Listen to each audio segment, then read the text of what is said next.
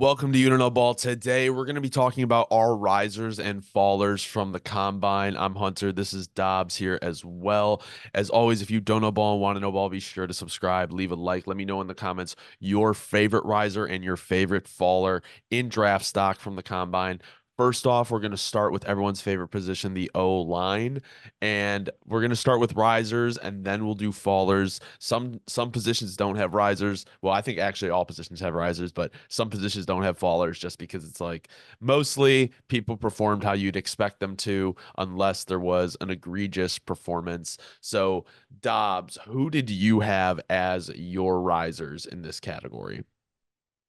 All right, bro. So for my risers, I got kind of a lengthy list here, but I got Joe Alt, Kieran Emagaji, Frank Crum, Olu Fashanu, Talise Fuaga, Tanner Bortolini, Tyler Guyton, JC Latham, Kingsley Sumacha, and Cooper Beebe. All right, so you want to talk a little bit about just kind of what made some of these players stand out to you and like what was the reason for their rise? Yeah, so I would say like for Joe Alt, we'll start with Joe Alt. It's kind of just like we already knew the combination of the measurables in the film was perfect.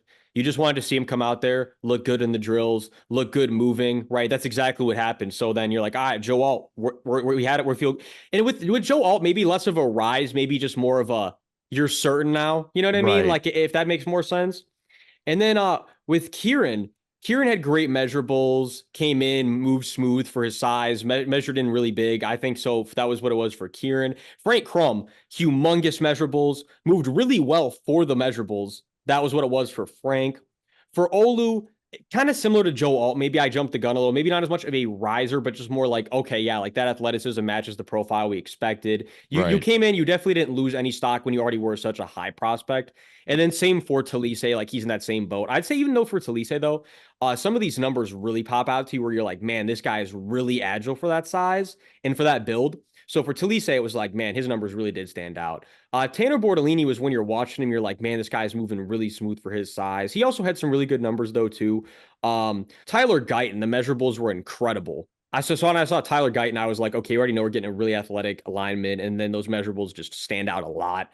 JC Latham, again, combination of the film was already really good. I just wanted you to come in, perform, and measure well, and he did even better than I expected. Measured better than I expected. So for JC, a little bit of a rise too. Kingsley Sumacha definitely a big rise because he had virtually like the exact same measurables as Penei Sewell, which is crazy, and it's also his cousin. So he rose a lot just knowing you're like, oh man, the genetics it matches. We're getting a guy who already had good tape, and now we compare it to that, and you're like, okay, he's definitely got a rise. And then Cooper Beebe, arguably one of the biggest ones from the whole weekend. I mean, Cooper Beebe, fantastic, smooth moving, great measurables. The film was already good too, so he kind of just fits into that mold. So for my risers, I had Frank Crum as well. I think that 4940 49440 was really impressive. And I think the fact that he just moved really smoothly. I don't think anyone really had too much not information, but hype on him coming in here. He played at Wyoming. I had Amarius Mims. I don't know if you mentioned it, but he had that 4.33 shuttle, which is extremely fast. And I saw some stat that basically was saying, you know, there was 28 people or 28 tackles or something like of that in the league that had under a 4.47 shuttle, and those guys played like 80% of their games. Like they've started 80% of their games, which means those guys have been in the league and been long-term starters in the league. So it is a direct translation to, for the most part, I think it was 24 out of 28, which is a very high percentage. And then I had Jackson Powers Johnson. And the reason I had Jackson Powers Johnson was not even necessarily from his drill work. I think the combine, while it is measurables and while it is drill work, I think this is the first real chance where these guys get in front of a microphone and are able to kind of assert themselves and their personalities. They're sitting down with these teams, they're having 10-minute interviews. And I think coming away from the combine, teams just fell in love with Jackson Powers Johnson, and he definitely moved up boards strictly on media basis. Like, after talking with these teams love this dude, and he is going to go really early in the first round. I don't want to say really early. He's basically a first round lock, in my opinion. And then the last guy I had is Roger Rosenstein. So he had the fastest 40 out of any of the O linemen with a 4.92. And in my opinion, when you are a lineman, or if you coming to the combine and you are going against all these other guys that are trying to make a name for themselves, if you are able to stand out in one category, which he did by having the fastest 40, I think you put yourself in a position where a team will take a late round swing on you because, well, this guy ran the fastest 40 at the combine, so he's athletic. Let's take a chance on him. I think that's a real thing for these teams. So I didn't really have many fallers, Dobbs. I'm just gonna run with this because it looks like you don't have any fallers in this Well, yeah, I was just category. gonna say the only one I really this is what I really want to comment on what you were saying too, because you were gonna agree with this when we were kind of talking about before we started this show. But like, bro, I didn't know where Amarius Mims was in that questionable category because again, like, let me be so clear from like we were saying the measurables perspective, and you look at this combine and you're like, oh my god.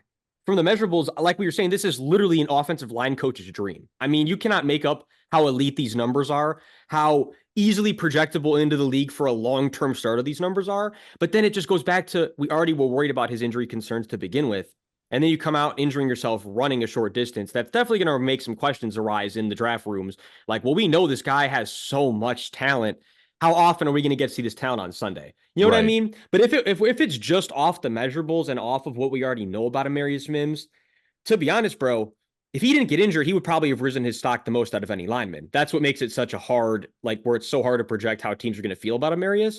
But, like, man, oh man, bro. I mean, he's basically 6'8, he's 340. He has 11.25-inch hands, 36-inch arms, 87-inch wingspan if we're rounding up. I mean, it's like, just stop.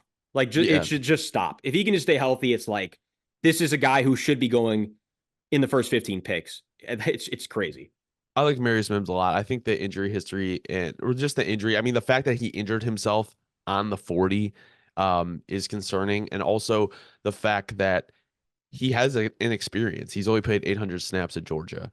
Now, I have a faller that you have as a kind of a riser. So I have a faller as Olu Fashanu and Fashanu, actually. I learned today that's how it's said, but um I think he was like OT2, really like coming into everything, right? And I don't think that's consensus anymore. I think teams really like Fuaga. And it's not anything that Fashanu did, and it's not anything he did at the combine, but as time has went on, the combine like timeline into moving into the draft, his stock has moved down the further we've gotten to the draft. He is not that consensus OT2. See, bro, that's why. See, that's the thing, though. It's just I feel a little different because bro, I had Fuaga. I'm on it. I had Fuaga as my OT2 now for a little while. So it's Yeah. like for me personally, more than anything, that's why I said I may have jumped the gun. Olu didn't really rise or fall. It's just more than anything, I feel confident that I'm getting first round talent. Do you know what I mean? I'm going to change I look at it, I what I look at meant it like about those this. guys. Like, I think Olu fell because Fuaga rose. That it's not no, like it wasn't exactly. like falling by his own doing, but it's just like Fuaga rose. Like if Olu would have went out there and it wowed people, then that fall wouldn't have happened. But I don't think he did that. No, you're spot on. That's exactly what it is, bro. It's like that's it's just because I personally already kind of just had my rankings kind of like that already, where it was like, yeah, Olu kind of just he just confirmed that what I already knew about his athleticism. But yeah, it's like Fuaga just came in here and said, hold on a minute, like y'all have me underrated, even though I'm already still a first round talent. Like y'all got to relook at the tape. All right, let's move into D line. So for my D line, I have Braden Fisk, Marshawn Nealon, Chop Robinson, Jared Verse. And I think the theme with these guys, especially Fisk, who ran a 4.78 40 at 292 pounds. I think the theme with these guys is crazy athleticism. If you saw Chop Robinson and his 40, he ran a 4.48. Jared Verse ran a 4.58 and Nealon ran a 4.75. Verse also had a 31 rep bench. I know I'm bouncing all over the place here. Marshawn Nealon had a 4.18 shuttle time. That is crazy. And I think in a league where teams are really, really looking for traits, and these guys have a hyper athleticism to them. I think they really, really, really rose their stock here. I don't believe I had any fallers in the D line category. Because let me see. Yeah, I didn't have any fallers because I just think like everybody else that was there kind of did what they were expected. I mean, you could even say Makai Wingo or Eric Watts rose their stock, but after like they ran their 40s and everything, I didn't really hear much about them. But like I said, I think those teams are really obsessed with hyper athleticism, and these guys are athletes. Chop Robinson is an athlete. I think Chop Robinson solidified himself as a late first round pick if he wasn't already. Oh no, absolutely, bro. I agree with everyone you said. And then, so for everyone who you didn't say, I'll say I'll touch on my guys that I didn't also have, because everyone else you said I also had on my list, but guys that I have that you didn't have. So let's start with Miles Cole. I mean, Miles Cole, man, I'm going to get more into him in a second here because Miles Cole, I don't think is being talked about enough. Like when you look at Miles Cole from the numbers perspective, Right. measurables, we're getting somebody who measured in that same tier as like Amarius Mims. I mean, like this dude's measurables are like, my God. And then obviously you already said Braden, my apologies. Chris Jenkins. Chris Jenkins just rock solid day. More than anything, Chris was already kind of like one of my guys, as you know, coming into this process. And it was kind of like he just showed up like, yeah, no, I'm late first round, early second round value. And I don't know where he's gonna end up going, but he came in there and just had a great day. You said Muhammad Kamara, right? No, I did not, but I know he did impress. He had a really fast 40. No, Muhammad Kamara had some very interesting measurables. Jalix Hunt too. From let me get this right because I realize I have a lot of tape to crunch on him. Houston Christian. So I don't think a lot of people knew much about him coming in this early in the process. But man, Jalix Hunt, I'm gonna get to his numbers too. Very interesting profile from Jalix Hunt where you get like, hold on a minute, this kid definitely needs a look. Definitely got to get into the tape over there. Marshawn, or you said Marshawn. I had Latu also because kind of like I don't remember who it was, but some analyst that I was seeing their thing this morning, it was very true. Like he didn't come in and like wow, but it was also like all you really needed was like, okay, is Latu an above average athlete with the tape that we have on him? And it's like, okay, yeah, he's still an above average athlete. He's not the same athlete as some of these other edges, but it's like you're still getting a very good athlete. And when you pair that with the tape, it's like, okay, we're getting confirmation more than anything. Kind of like I was saying about Olu and a couple other guys before we were talking about the O line. I also had Byron Murphy the second because Byron Mhm. Murphy just looked so fluid out there. Less of the measurables and everything else. It kind of just like, man, this guy's moving different He for everyone else at this position group. he did look good, but do you think he rose his stock? Like, do you think he's going to be drafted ahead of where he was drafted before? I feel like if I'm a team who already was high on his tape and how I was seeing him This move out sold there, you? This sold yes. you? Okay. Like, yes, this if you know what I'm saying? Like it's not like it's not on the measurables or anything else.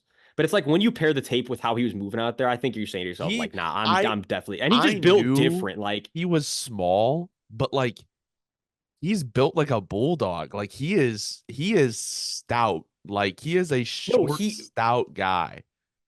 And that's why I want to be clear. Like you are taking somewhat of a risk because yes, also as we know, like when you're getting the D lineman and the interior guy, it's like very often being more stout in that bulldog like compact build can help you out a lot. There are also times where you're just gonna be flat out undersized if you don't have good enough technique and you're just gonna get washed out there. But I think again, he has such a good combination of pass rush moves and he's just so good at the pad level. Like I'm not worried about Byron Murphy's transition. He sold me on it. Yeah. So I love Byron.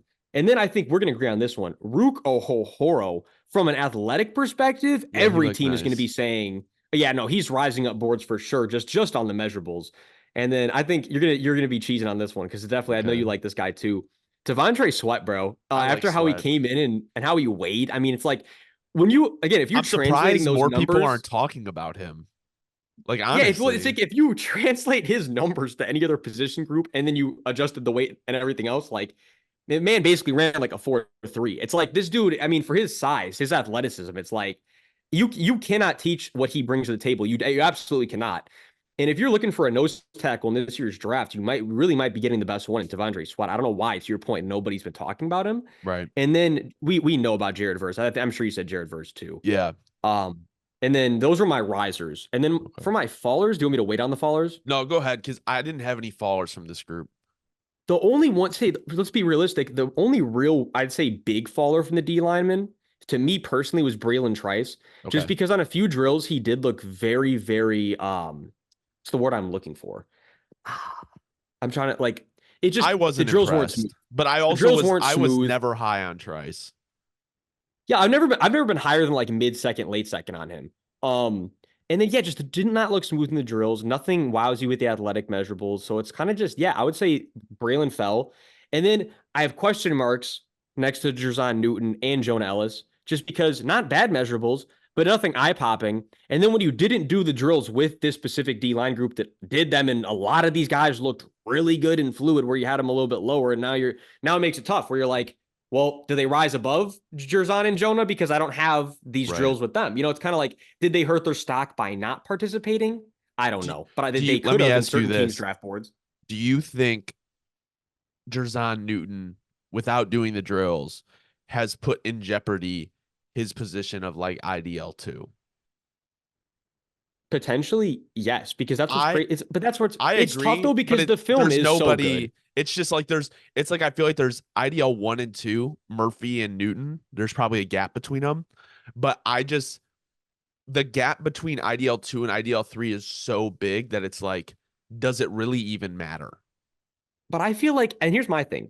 I think you'll agree with this And I don't want to because say it's again, like everyone always massive, but it's just like there's an obvious skill gap.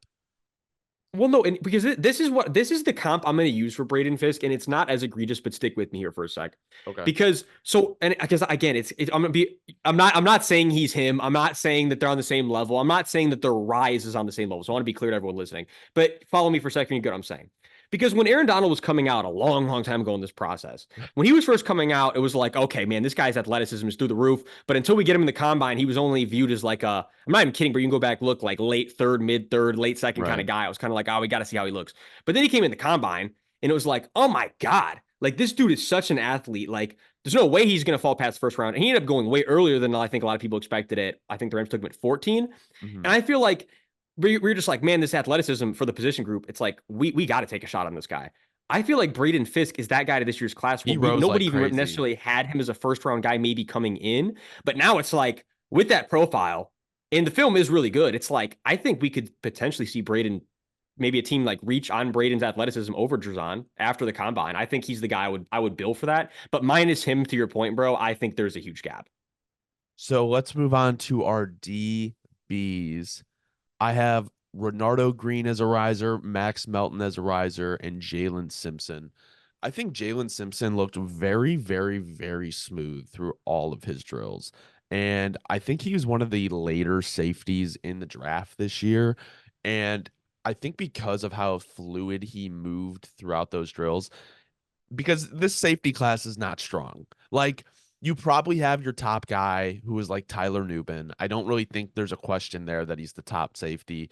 I think Cam Kitchens was kind of rivaling him. I'll get to that. But for a while, but I think Nubin has kind of separated himself. Renardo Green looked very nice too. He had a 4.49 40. So nothing crazy, but I just liked the way he looked going through drills. He had a 10-foot, 10-inch broad jump, 37.5-inch vert, nothing crazy, but his 10-yard split was 1.153. So he got off quick. That's pretty much, there's no three cone shuttle bench or anything for him. But my favorite riser, though, for the DB group was Max Melton from Rutgers. I believe his brother is Bo Melton. And he ran a 4.39, had a 1.51 10-yard split. He had a 40.5-inch vert and 11-foot 4-inch broad jump.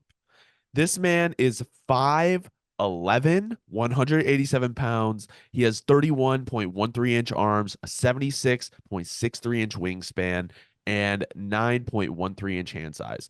Max Melton looked so good in drills, so good in drills. And I think he increased his probably draft stock by a whole round. It was a great showing for Max Melton.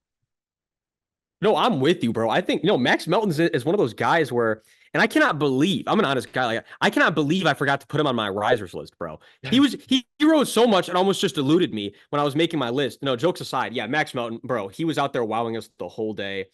I mean, it's like Max Melton really could. He's one of those guys like I was saying about who was it? I forget who it was. But I was saying if it's like where you take out a few of these other guys, Max Melton's one of these guys where he's biggest rise of the weekend. I mean, jokes aside, like even though it's not first, like second to first round rise, where it's like as Yeah. flashy, his rise is going to be huge in terms of what it was. Yeah, from the DB group, yes. So who are your risers? So my risers, I had Cole Bishop. I think Cole Bishop, again, the numbers were good, like the measurables, all that was good. And then he just looked really smooth in drills, I would say, where you're like, okay, I'm confident. I'm confident Cole Bishop. Kalen Bullock, similar, very similar to what I'm saying about Cole Bishop, right? Like good measurables. And he looked really smooth going through drills. I was very impressed. And then we both had Renardo Green. Cam Hart. Cam Hart from the measurables, man, Cam Hart looked really good from the measurables. And I think for how big he is through the drills, moving pretty smooth. There are certainly sometimes where you're saying to yourself, like, I wish he was a little bit less stiff. But for someone his size, it's not like it was anything deal breaking. So I had Cam Hart on here. Tyree Jackson in that same realm, just where you're like, okay, the measurables looked really, really good. And then he looked good going through drills. Jerry and Jones, I think some people are sleeping right now. Jerry and Jones measurables were fantastic. Let me get to Jerry real quick. Just a few things that stood out to me, just because Hunter, you didn't mention Jerry, and I feel like I'm not seeing a lot of people mention him. So I just want to go over a few of the things real quick with Jerry, and I think he's kind of fallen under the radar here. Um, my apologies, I had to find. Okay, No, you're so good. again, a little undersized, not the biggest guy in the world, right? And like nothing like the hand size, arm length is definitely nothing super impressive. But the 4.38 40-yard dash, the 1.53 10-yard split, basically a 40-inch vertical, and then if we're rounding up, and then the 10.9 broad. Like the athletic numbers from Jarian were very impressive. Well, I was already pretty high on Jarian's film. So I like again, these Florida State boys have kind of like fallen under the radar. They came out this combine and showed out, as you know, bro. So Florida I had State Jerry had and a Jones in there too. lot of people show out at the Bro, they were combine. showing out. I think Quinyon Mitchell rose also. I think we'd agree. Whereas like Yeah, so I measurables didn't. measured good, and then the drills looked really good. You know Like what? You are right. I left him out. I think because of his performance, like he had a really strong senior bowl in my opinion. And to run like a what he run, like a 4.33 or something like that, I that's think, where it gets crazy. bro, so like he was really fast. Obviously, like Nate Wiggins ran a 4.29, I think. And I don't know. I don't know what the vibe is on Nate Wiggins, bro. Like I don't know. I can't tell if people like are in on. We saw what happened with Emmanuel Forbes. He's not as small as Forbes, but like Forbes got I bullied mean, last year.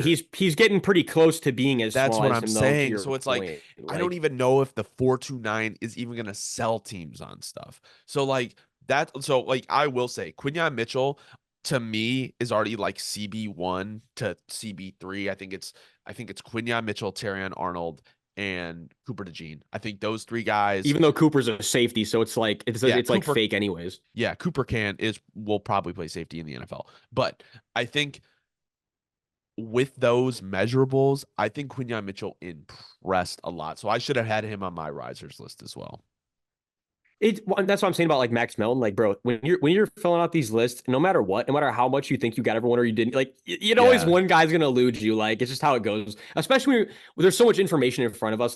Like when we're making our list, it's kind of like it's bet you're bound to like miss one thing. Like, it's just how it goes. So, funny enough, I have the same exact fallers, like exact same See, fallers, great minds think alike on the DBs, bro. because all right, so we have Ennis Rakestraw, Kalen King, and Cam Kitchens. Bro, I have been such a Cam Kitchens guy. Like, I've been talking about Cam Cam, Kitchens. Like, I love Cam Kitchens, but just kind of an abysmal combine. His RAS scores were horrible. He ran a really slow 40. I think it was like 4.65 or something like that. he had a Uh, linebacker combine, bro. bro, so like that's the thing is like he was 31-inch arms. He measured in at a 5'11, 203. He didn't do three cone, he didn't do shuttle. His vertical was 35 inches, 9 foot broad jump. It was just like not impressive, but it's like when you watch him play, and he is someone that I will relate to another player that when we get to that position group, because It is, they literally had the same exact combine, the same exact issues. I will say the other player looked a little bit more smooth during field drills, but overall, I was just so disappointed with Cam Kitchens. I was like, dude, like I've seen your play. Like you look incredible and you look way more athletic than you looked at the combine. So I don't know. Maybe it's game speed. And I do believe there's a difference between like test speed and game speed. Like you could always look, there are some guys at this combine who will be like, are CJ Stroud said it the best. I play football. I'm not a test taker. Like that is what some of these guys do. They may test horribly, but when you get them on the field on Sunday, they are a whole different animal. And I think that's what Cam Kitchens can be. And I think some team will see that in him. But I think for a guy who could have fought for himself in a very weak safety class, I don't think this did him any favors. Yeah, no. And well, because I'll touch on Cam first. See, this is my thing, bro. Because I don't want to go too deep into it. Because I want to touch on the other two. I'm gonna just say this, and then we'll move on. Like, if you're a GM or a coach, though, it's like that's what makes it so tough with Cam. Is because I would be asking myself if he measured in at like 6 foot, even just 6 foot or like 6'1". I'd be like, well, I'm definitely going to think about if we're a 4-3 team, especially like maybe we just draft him and play him at like weak linebacker, like get it on the weak side, see how he plays out there, and let's try that, right? But it's like with him being then undersized for that also, and even the measurables don't translate fantastically well to linebacker. It's like he put himself kind of in like tweener category where it's Right. like I don't even know like what position you are anymore. So it's like that's what made it really confusing for me with Cam Kinchins. And then two, it's like where we both had Ennis Rakestraw and Kalen King. I think we agree Kalen King unfortunately just had a really rough day. Just the measurables weren't great, and it was just he just didn't look very smooth going through the drills. Now, again, though, same as Cam Kinchins. I mean, he looks better in game. Like the in-game speed's much better. Like, or was he just hurting? Had a bad day? It's like who knows? It's like I don't know. We're gonna see how it is when he gets to the league. And then with Ennis, what I really wanted to say is Ennis tested poorly, but he also said he was dealing with a hip flexor, and also said he's going to look much better his pro day. But regardless, I feel like with Ennis, he's the guy that I'm most confident saying I think could still have a really good career despite testing poorly and Yeah, having a I really think he'll bad be RAS fine, score. honestly. I think he fell because like his 40-yard dash wasn't bad, but the rest of the measurables were kind of questionable. Now let me ask you this. And maybe this is all washed away by the time his pro day comes because he said he's going to participate. But with Kool-Aid McKinstry not participating and him already kind of being like, is he a late first round pick? Is he a second round pick? Do you think him obviously not participating in drills hurt his draft stock? Because I think teams probably moved him down a little bit. No, I'm sure, but just yeah, again, like when you haven't shown anything for a while and then you miss this opportunity, I think inevitably it's just where the teams are going to say like, well, I've seen this guy more recently. Like I got to It's take what all I've seen more recency recently. bias. It's Yeah, all well, it's like, and then recency it's also it's bias. like if you're not coming out here, it's like, are you still that same guy you were before the injuries? Like Right. that's where then, yeah, I mean, like, and that you're unfortunately you make them make those questions when you don't go out there and perform. And I'm not saying it's his fault. If he wasn't ready, you can't. But that's just how it goes sometimes. Like, So let's move into linebacker. I only had one riser and zero fallers in this. I think the obvious riser in this is Peyton Wilson. He ran a 4.4340 at 6'3", 233 pounds. Obviously, the inevitable Luke Kuechly comparisons were there. He had I nine was inch just about to get hands, ready, bro. 30.5-inch arms, 75.75-inch wingspan. He had a 1.5 second 10-yard split, 34.5-inch vertical, 9 foot 11-inch broad jump. So nothing crazy, but his measurables honestly weren't that great. What was impressive is I believe he was the fastest linebacker in the 40.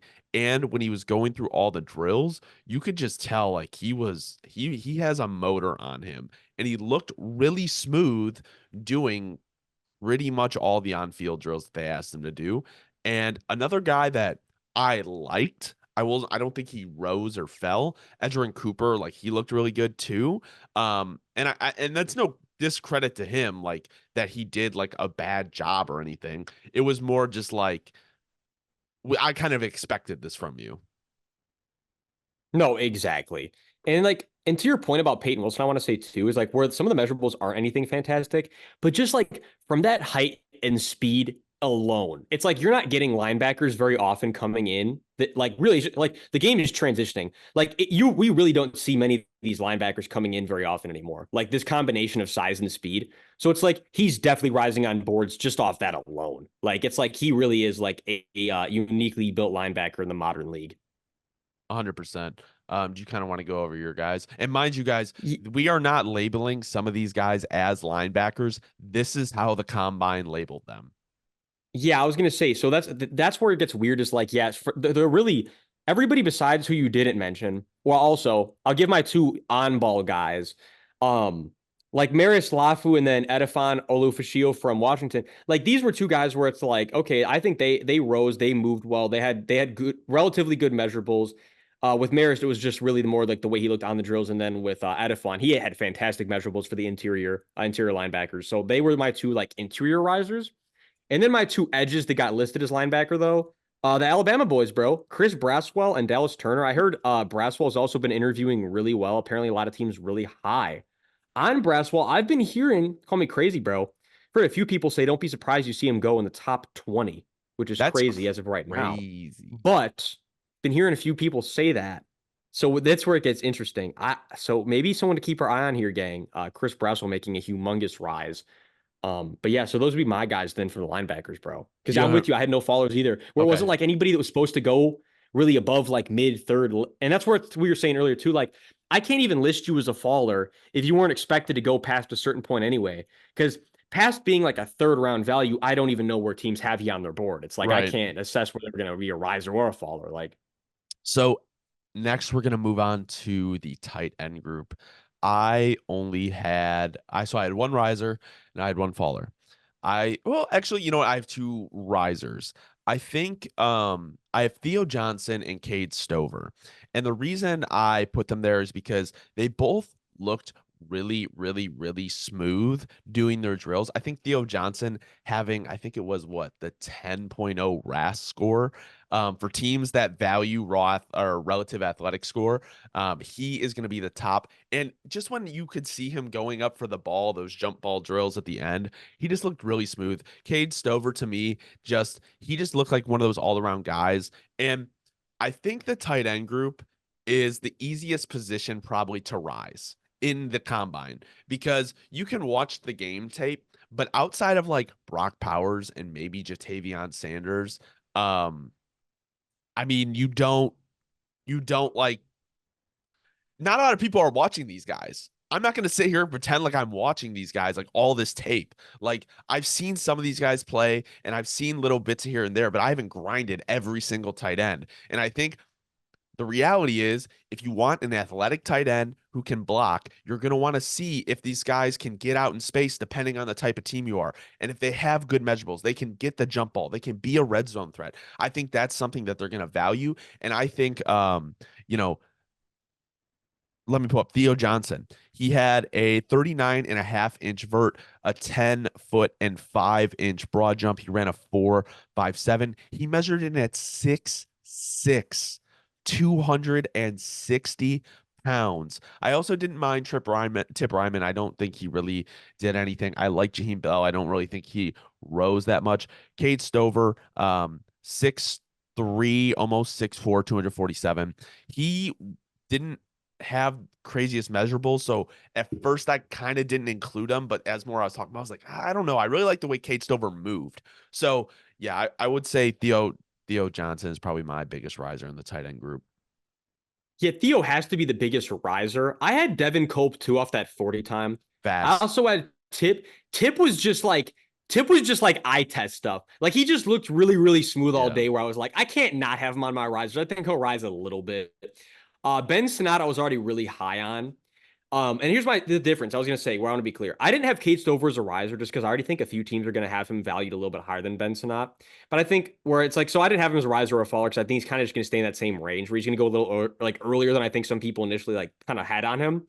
But and then Ben Sonata I had as a riser too because I think people were maybe a little lower on him than they were on Stover. And I think you'll agree with this one too where Brevin spanned forward, just eye test stuff. Like he was definitely Yeah. just moving really smooth all day. I know we were high on how he looked. But then from the measurables or anything else, it wasn't like anything special. And then for my fallers, all I really had for my fallers was just Jatavion Sanders, one of my guys. Just the numbers just didn't match the tape. So it wasn't like it was anything egregious, just maybe not as highly touted as he should be at the moment. And then Dallin Holker was just a few measurables, definitely a little bit below the rest of the class. And I already had questions about him as a blocker. So for me personally, just fallen a little bit. So my only faller, funny enough, was actually Brock Bowers because I Ooh, heard he was interviewing terribly with teams. Like he wait a seemed minute, bro. I didn't even hear this. so I heard he was interviewing very poorly. He was giving very unenthusiastic answers. He didn't really seem like he cared to be there. And someone spun it like the fact that, well, maybe he's interviewing poorly with high teams because he wants to drop to a competitive team. And I don't really think that's a horrible idea. But I think also not testing. I mean, obviously, throw on the tape. Like the combine does not make or break. The combine is probably like 80 or the combine is probably like 5%, 5 to 7% of what you get drafted on. I would say about 80% of the tape, 10% is the interviews. And that's a horrible, you know what I'm saying? Like it's not a No, I big know what you thing, mean, but though. it can make or break late round guys. So when you have a guy like Brock Bowers, I just feel like he probably maybe moved himself down a few spots. I'm not saying anything crazy. If he drops out of the top 20, I would be so surprised. But to me, he's still like, he's not getting past the Bengals. No, no, and I think to your point, what you're saying, bro, because I've already been on this where I was kind of saying this a few weeks ago on some of my mocks and stuff. Like, I think Brock's going to go early, but it's like, let's say if Brock Bowers was 265, 6'6", all right, get jokes Right, up. He's right, going top 10 for sure. It's like, like no, for no fucking way he falls past that. But it's like with his tape, yes, being so elite, but then it's like with the measurables, it's like, there's a chance he's not that guy. It's like, yeah, as much as with the tape you're saying for sure, it's like if those measurables were perfect, it would be nah for sure. But with those measurables, yeah, it's like I don't think you take with how much other talent and positional values on the board, you don't want to reach on Brock. Like you definitely don't. right. Nope, 100%. I mean, I just think like he can be a playmaker for who needs to be a playmaker, but you can't like ignore the size. Unless you're just gonna play him strictly in the slot, which I doubt a team is gonna do. At running back, so my risers, I only have two. I don't think I had any fallers for running backs. I did not. My two risers are Trey Benson and Isaac Garendo. So Isaac Garendo, running back from Louisville, he was they were the second back in a two backfield, so he didn't get a ton of production. He ran a 4.33, 1.55 10-yard split, so nothing crazy. But he is 6 foot, 221 pounds. He had a 41.5-inch vertical, a 10 foot, 9-inch broad jump. He had a 6.94 3 cone. So, and a 4.15 shuttle. So nothing insane, but still pretty quick. Trey Benson, the reason I had him as a riser, because I think there is kind of like this log jam of running backs. Like they could really go anywhere. And he ran a 4.39 for his size. Like that's pretty quick. Like a 4.39 for a back that is 6 foot 216. That's good speed. And I take it back. I did have one faller, so you can go ahead with your risers, and then we can get into the faller because I see him on your list too.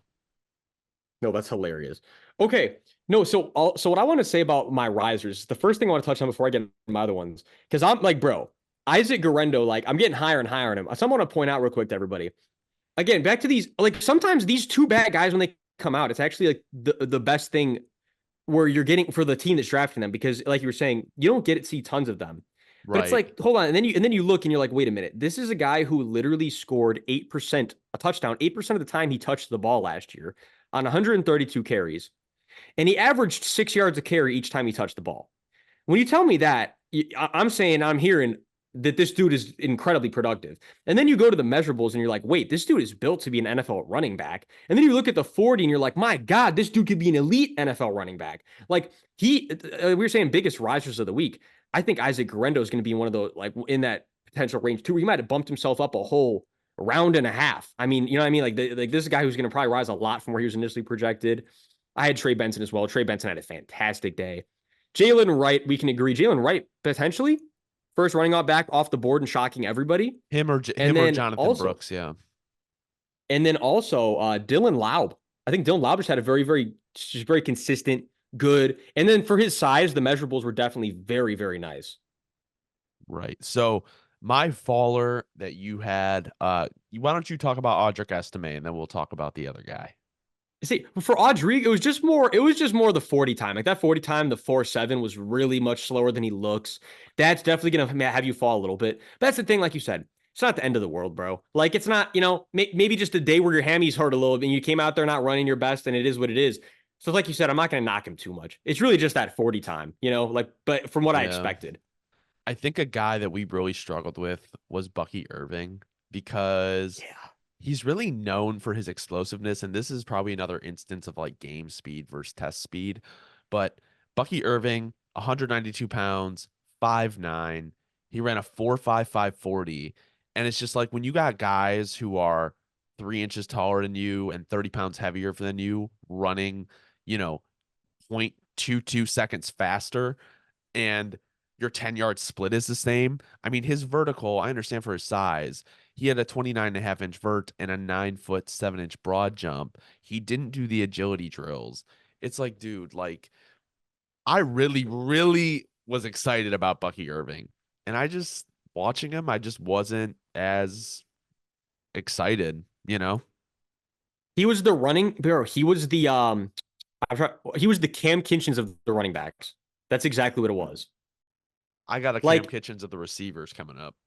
because I know, because I'm excited to get to the receivers. The last thing I was gonna say, because I know you and me were so high on Bucky, and it was definitely another one of those ones where when we were talking about guys who potentially were going to be sub 4.3 guys, like I had Bucky. That's where the athleticism was so much different than what I expected that Right. it's like you can't not kind of just, golly, hold on a minute. You know what I mean? Like, hold on, I need a minute after seeing these numbers. But to your point of, I think Bucky's also one of those guys with a game speed. He could be just, and same as Audric. I think that, two guys where maybe I'm going to overvalue the combine and they're still damn good running backs and it really doesn't matter. But as far as the testing goes, they definitely did test below average. So Going into our wide receivers. So I had a lot of risers. Um, Lad McConkey, Adonai Mitchell, Romo Dunze, Ricky Pearsall, Brian Thomas Jr., Malik Washington, and Xavier Worthy. Just to talk about a few, I think Malik Washington really impressed with his measurables. He had a 42, well, I guess not measurables, some of his drills, 42.5-inch vert and a 10-foot 6-inch broad jump. Xavier Worthy, and mind you, Malik Washington is 5'8.5", and he jumped 42.5 inches.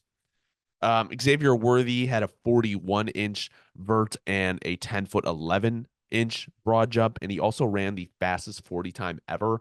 I think this raised his. I mean, like, here's my thing. I don't think it should raise his draft stock a ton, maybe like a half round, because I mean, we went into the combine knowing Xavier Worthy was fast.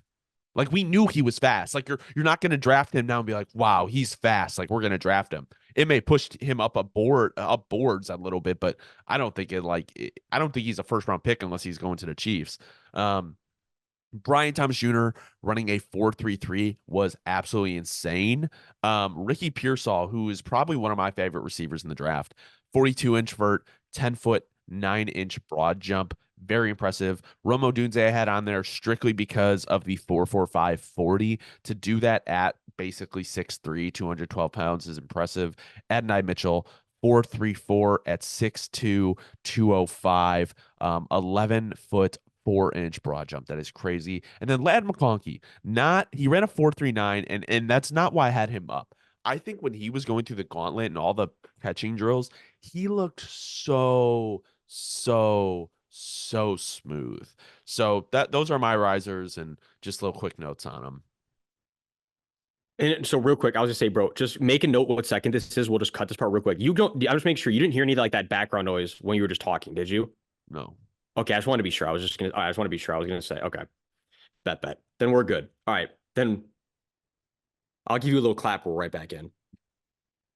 Oh, hold on. Let Yeah. me So for go ahead. no, I say you just make a note what second. Make a note what second. And just tell them when it's There. time Go for you to ahead. come in. Go ahead. Okay, yeah, and so what I was gonna say, bro, is really like you had a lot of receivers on there as risers, where it was kind of like I did with the O lineman, where I didn't have them as a riser because it was kind of like they just ended up where it was like they didn't really rise or fall. If anything, they just confirmed that it's like they should be, like these are top notch guys. You know what I mean? It's like no, it's like the questions are out, like the athleticism and the tape match. They're top notch guys. For the guys who weren't maybe in that same realm though, but that really rose themselves a lot at the combine, where we needed to see the athleticism match with the tape kind of thing.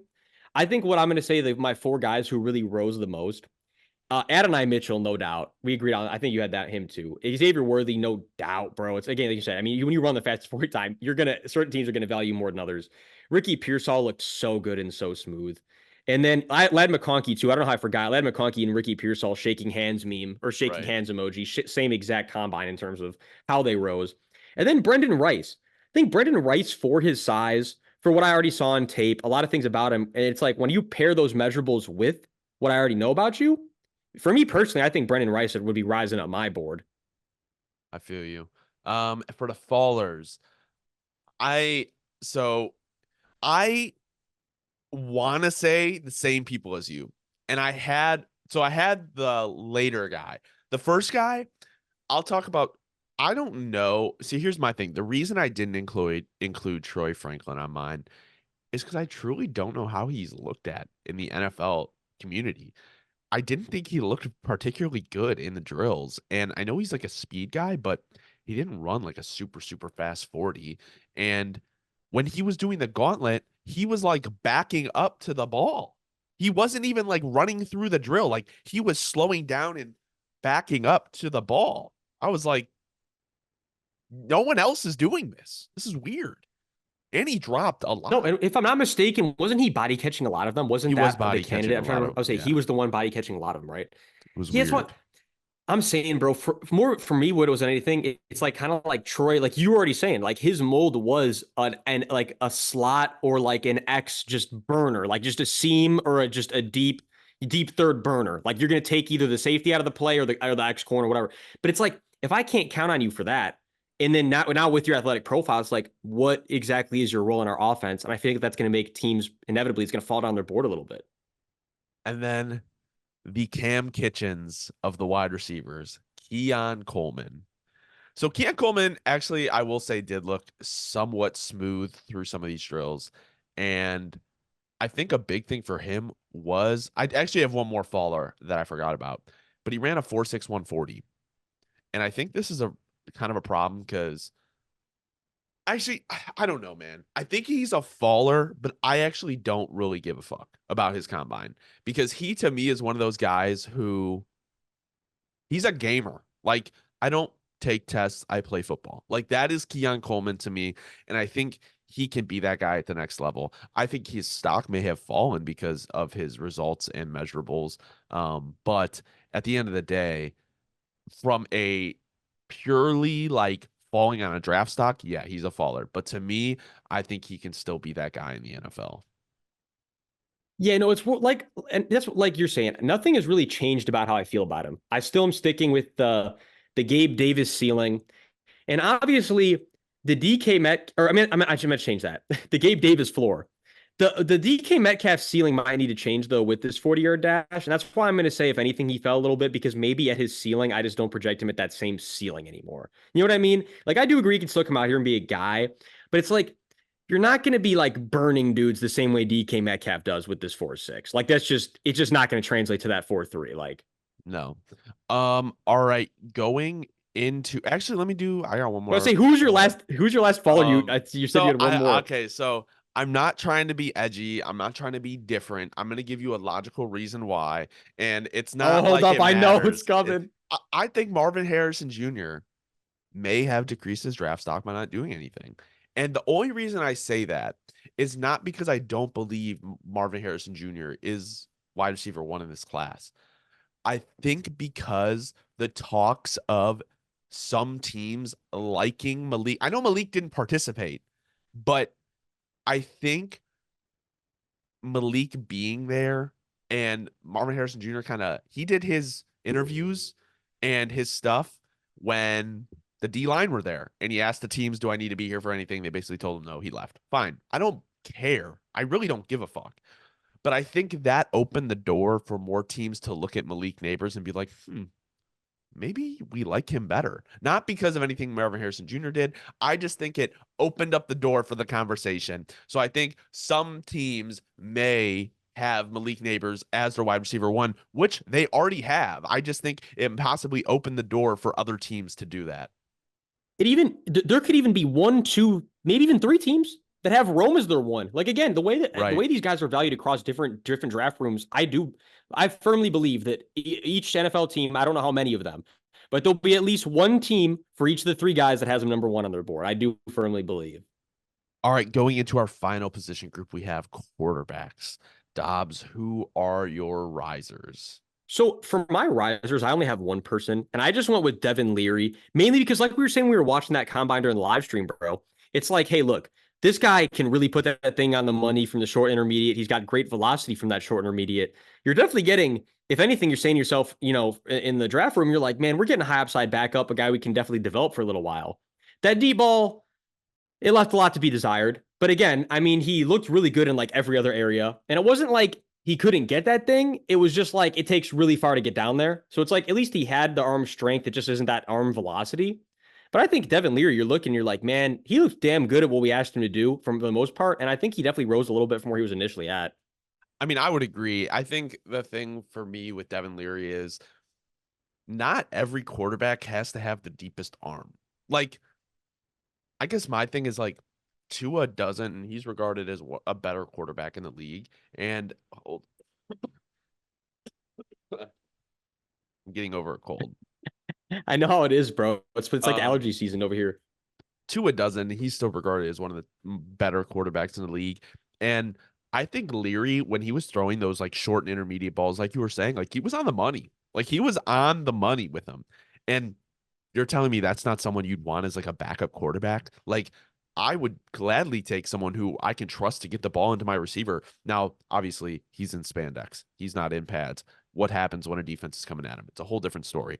I'm just saying, if teams saw his accuracy and the way he performed at the combine, they may be like, okay, maybe this guy is worth like a fifth, sixth, seventh round pick. My other riser who I think just put himself on teams' radar a little bit more is Keaton Slovis. He had a 4.55 40. I think he was just showing off his athleticism a little bit. He's 6'2, 223, 9.8-inch hand size, 31-inch arms, 74.3-inch wingspan. So nothing crazy. And I don't think he's a crazy riser. I just think because of his athleticism, teams might take a look at him and be like, hey, not not bad. Um, Another riser I have that I think had nothing to do with his actual performance at the combine because I actually don't think it was that good. And JJ McCarthy, I think strictly based off the interviews that he did, he rose. But we saw in that deep ball drill, he has the arm strength to get it there. That's no question. JJ McCarthy has arm talent. He definitely has the velocity too. That's where like Yes, people were yes, he has knocking him power. this before. It was like, does he have the velocity? It's like, no, dude, he has that. But I hated his accuracy, man. It was almost never on the money. Well, that's the thing. That's why I've been saying, bro. I've been harping this tune for a minute. I'll keep harping it. Like the reality with JJ is, I think you're getting someone with enormous, like huge ceiling. But if you force him to come in and play right away, but that's where it sucks the way this process is going, bro. It's gonna Is that the happen. way it's going? Is he's going to be one of these guys that is the over. Like they're gonna overplay the hand with him. Like if you let him sit for a year or two, let him pick the mind of a better older quarterback, I think JJ would come in and Jordan love the shit up. Like man, oh man, that what good value. We saw the vision with him. I love it. But instead, you're gonna get the Jordan Love if you just threw him in the fire week one without having years to develop behind Aaron Rodgers. I do believe it'd be a much different situation. And I was someone who you remember I was a Jordan Love truther, but I literally said, man, needs some time to sit, and he fell to like literally a situation you couldn't make up. But now it doesn't look like that same shit's gonna happen for JJ, which really sucks for a JJ truther like me, because he's gonna be overvalued now, and he's gonna go to a team that needs him to play right away. And I'm with you, bro. I don't think if he doesn't have that time to sit, I think it's gonna be rough. With the fact of the matter is just his accuracy is not going to translate from week one. It's just not. So my only faller, and we have the same one, is Sam Hartman, man. I did not like him at the Senior Bowl. I have not liked his. He was just like whenever a dead ass, and I was saying this on the stream, whenever a wide receiver lined up with Sam Hartman to run a route, I was like, I know they're pissed. He was missing everything. Like if He I'm was a selling wide Ricky on the receiver, fade balls, oh my bro. God, he was selling Ricky, Slick Rick. If I am a wide receiver trying to impress at the combine and I have to line up next to Sam Hartman, knowing I have no chance to catch this corner ball, I have no chance to catch this fade. I have no You need moon chance. shoes to catch his fades. Like, bro, that's what I'm saying. Like, I would be pissed. I'd be like, bro, give me another quarterback. Like, give me somebody And I'm else. not trying to knock a guy. Like, let me be clear. Like, I'm not trying to knock a guy. It's just what Sam Hartman has kind of been falling through the whole year, and this kind of was just like the But the cherry on issue top is of the Dobbs. falling Sunday. But I'm not trying to. We're not trying to knock the man. What It's just the reality, there's bro. no Like, there was no athleticism. He had a 28.5-inch vert. He had an 8 foot 10-inch broad jump. He had a 4.8 40-yard dash. Like there's no redeeming and the qualities arm here. talent was not. And that's the thing is, if you have all that and you have elite arm talent, and I'm a QB coach, I'm letting all that go. If you have elite arm talent, I don't give a shit. Like you're saying, all that. At the end of the day, and the film looks good. I'm not going to worry about any of that other stuff. But then when you don't have the arm and you clearly were hanging every deep ball you throw, to the point, the question unfortunately is going to rise like, what's your ceiling? And if we're looking at it from honest perspective, Sam Hartman's ceiling is nothing higher at the moment than just being a backup at the most. And Right. again, could something cosmically change, and could Sam Hartman's work ethic be out of this world, and could he tune it up? No, I'm not. That's all. To be clear, I'm not knocking the dude. But the reality is, as of right now, what we can take in. It's just what we can take in. That's the reality. Like Sam Hartman declared at the combine that at the moment he's nothing more than a backup at best. And it's like, so if you're a scout, he's going to fall a little bit on your board. Like I mean, but do you even have him on your board? Like, do you think he's that's it. worth a Like, I don't think he's worth a draft pick. well, that's the thing. Yeah, if anything, that's to the point of, yeah, he probably fell from being late sixth, seventh to like potentially UDFA territory. I think Again, he's to the point of, I UDFA. do think some team will take a shot on him at UDFA. I definitely think he'll find his way into an NFL building, but definitely a little bit shakier after that combine.